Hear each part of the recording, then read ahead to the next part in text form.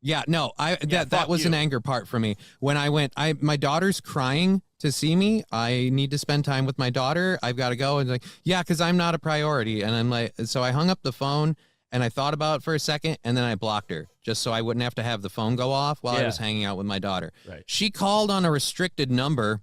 Ah!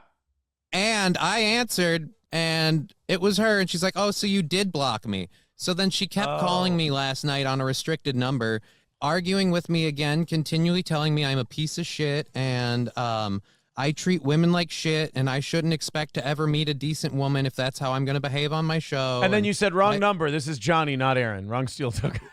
And she kept saying I was, I hurt her and she was a really cool chick and she didn't deserve that. And I kept going, you're right, you didn't deserve that. And I kept giving her what she wanted, but it didn't work. So she kept arguing, and finally, at one point, I threw what she was saying back at her face. I don't remember exactly what it was, but I gave it to her the same tone and the same delivery style. And then I hung up, and I stopped answering. And this was close to maybe 10:30. And from 10:30 to 12:45, non-stop, she kept calling. I put my phone on do not. When you say nonstop, you mean as soon as the first call didn't go through, she would redial again. The only break in the cycle happened when I put my phone on airplane mode for a minute to see if it would just stop letting calls through, and it did. And then I didn't know if that would affect my alarm or not, but I knew do not disturb wouldn't affect my alarm. So I left it on do not disturb. I plugged my phone in so she couldn't drain my battery, and I put a shirt over it so the glow wouldn't affect me. And then I went to bed at about 10:45. Every time between 10:45 and midnight that I woke up, I would look over and the phone was glowing. And now, looking at my phone's call log, I have restricted calls not answered nonstop from when I stopped talking to her to 12:45 my time. I can't even count how many it is. Look, I'm not judging. I'm not diagnosing. She's apparently very upset. I'm not doing that. I will say, allegedly, perhaps, accusationally, this woman sounds mildly psychotic.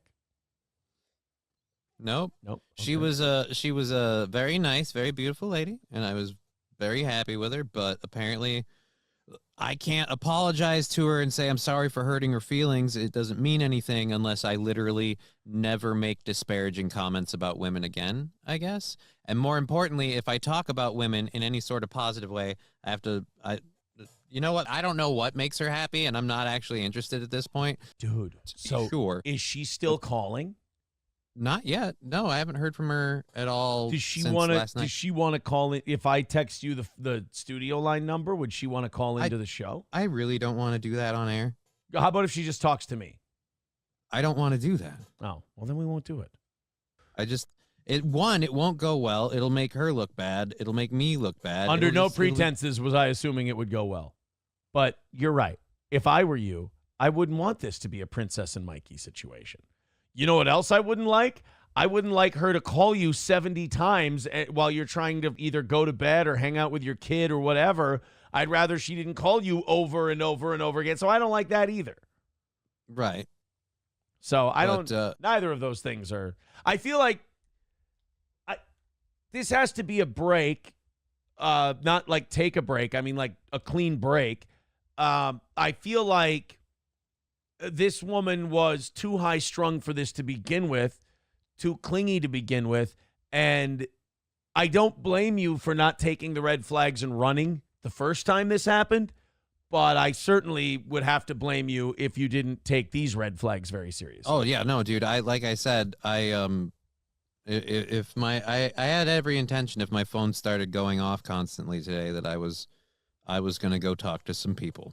And shit. Like, yeah. What is it about Steel Toe where that shit just keeps happening? Dude, like it just I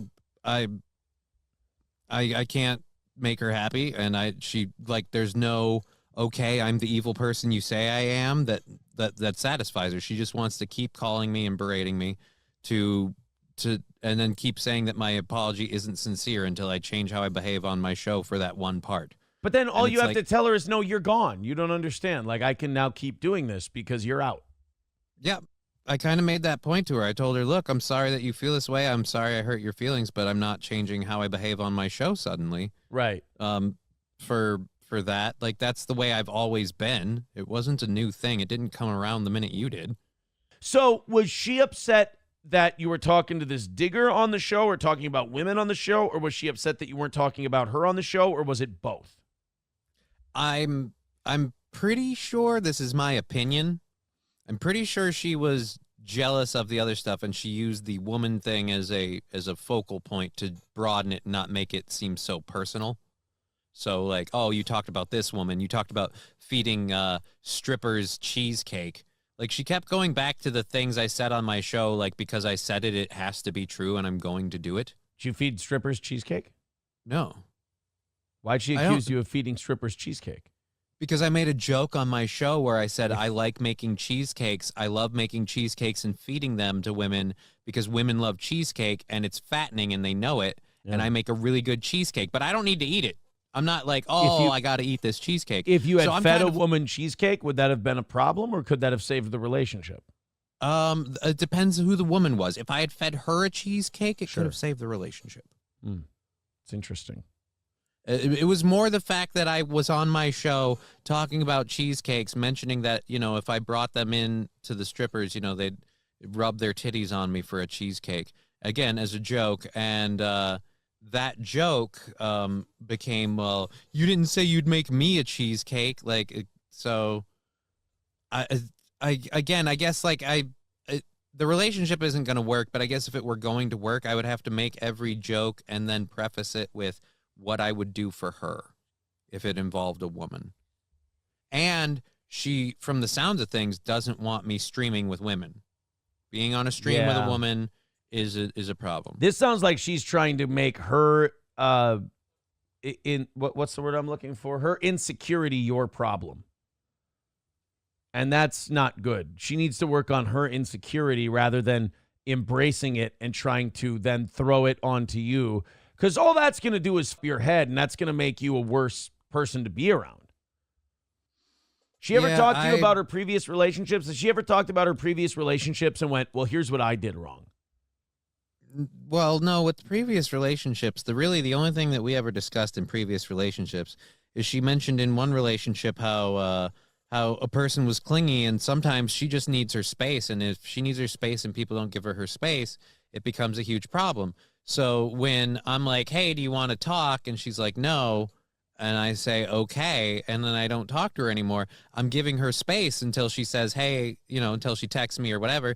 And then I'm intending to call her at the end of my show. But before I can, my show ends and I get called and, again, told what I did wrong on my show. So I fucked up things with her, and I am the one who said the relationship was over before it was, apparently twice. But I thought she said that she was pulling the plug. Yeah, but that doesn't mean it's over. That means I'm supposed to call her and talk to her about it. Yeah, no, that we're not 12 anymore. That's not how we do things.